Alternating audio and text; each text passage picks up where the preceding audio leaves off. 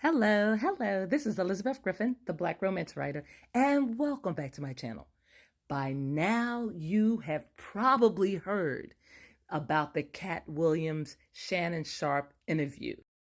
Many content creators, such as myself, are still making videos about the controversial interview that was hosted on Shannon Sharpe's Club Shay Shay platform. And for those of you who may need a recap, this interview took place about a week ago, and it featured the comedian Katt Williams, and he talked about every aspect of the industry, of the entertainment industry, from being an upcoming comedian to what is going on in Hollywood, to joke stealing, and so much more. And the host on this platform, Club Shay Shay, is Shannon Sharpe. He is an ex-NFL football player. He is a tight end, and he is also a sports commentator, and he has so many titles and accolades under his name. I must confess that I am truly surprised at myself at how I got swept up in the middle of this controversial interview and in the middle of this debate talking about ethics and morals and standards of conduct and codes of conduct. I love comedians, I love to laugh, and I love humor. However, I have never truly followed the platform of Katt Williams. The only thing I knew about him prior to watching the interview was that the comedian Linnell talked highly about him and how she toured with him. And so I was familiar with his name, but nothing else. So I am surprised, I repeat, at how I have gotten swept up in the middle of this. Shannon Sharpe, Club Shay Shay, and Katt Williams were not on my radar as I was leaving for work. However, my son asked me if I was going to watch the interview. And since I didn't have anything else to do, I said, I will listen to it in my spare time. And somehow I just became fascinated with his humor, his jokes, and his revelations, and the peek into the world of comedy. I was surprised to hear how competitive it is and how cutthroat it is. And it just reminds me that people are people, and that when money is involved, you can see the worst in people. Obviously, some of the things I heard you can say are allegations because I don't know that they're true. However, I have a strong belief that some of what I heard had relevancy, and some of what I heard probably is true. I'm just going to have to wait and see what 2024 reveals, because after all, Katt Williams said 2024 is going to be the year of reckoning, and it's going to be the year of truth. So I'm just going to have to wait and see how this plays out. However, this video today, I wanted to focus on one particular area of the interview between Shannon Sharpe and Katt Williams. It was stated in the interview by the comedian that as a form of passage, as a rite of passage, the comedians, the male actors, had to wear a dress at some point in their career in order to move up to the next level, and that he refused to put on a dress. I also heard in another interview with Dave Chappelle on Oprah Winfrey's show that he too was put in a position where it was expected of him to wear a dress. In the interview with Dave Chappelle, he had stated that he refused to wear the dress and that he was pressured to change his mind. However, he was adamant. And once it was understood that he would not wear the dress, the subject was dropped. Dave Chappelle, however, also stated that he noticed that there was a list of comedians who had worn the dress, and they are high-profile comedians. He states that he doesn't believe in conspiracies, but that he noticed this pattern.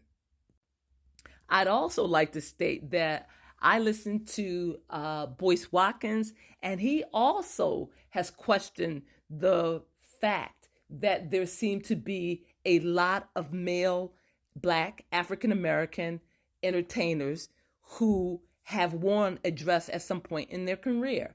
And he views this as being emasculating.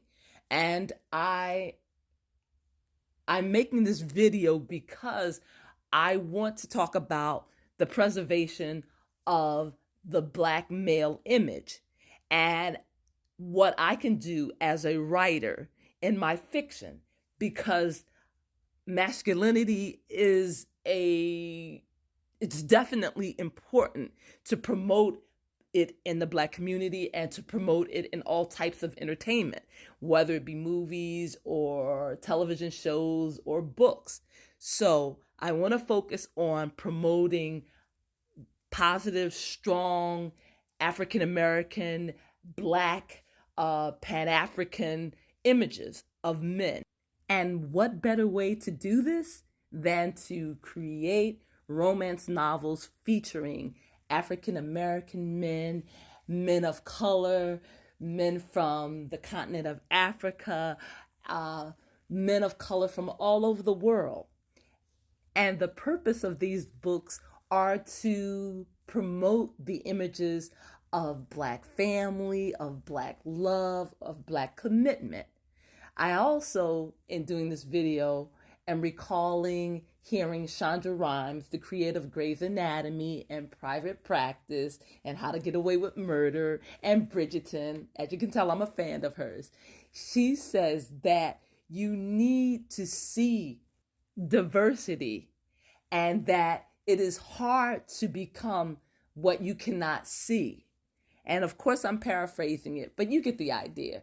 You need to have images and role models before you in order to aspire to the impossible. And she mentioned that as a young person, she used to watch Oprah Winfrey, and she was just so surprised and amazed to see an African-American woman hosting a television show.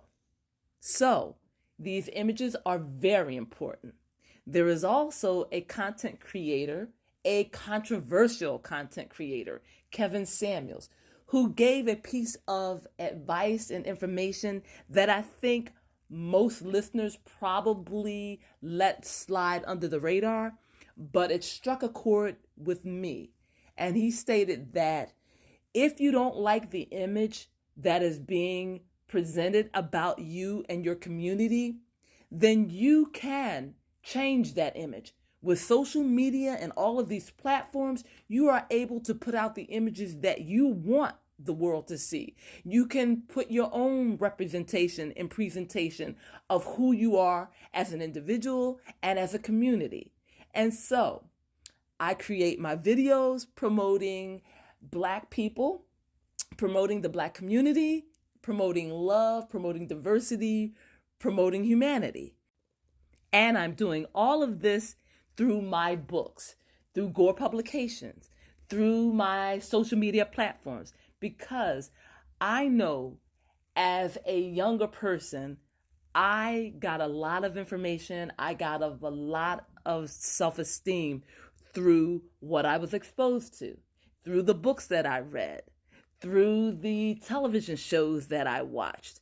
And let me tell you, when I saw Grey's Anatomy, I was just shocked and amazed that an African-American woman could have a primetime slot on ABC and that she could create stories that have all types of characters, all types of people.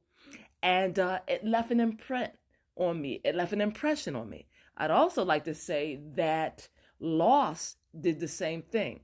I had never seen such a diverse cast in my whole life until I watched Lost. And that also left an impression on me. So through writing, through social media, through entertainment, we can create a diverse world for the next generation. And we can promote our images, our views, our love, our humanity, all of that through entertainment. So as always, thank you for joining me on my platform. Love, peace, joy, and happiness. Until next time. Bye-bye.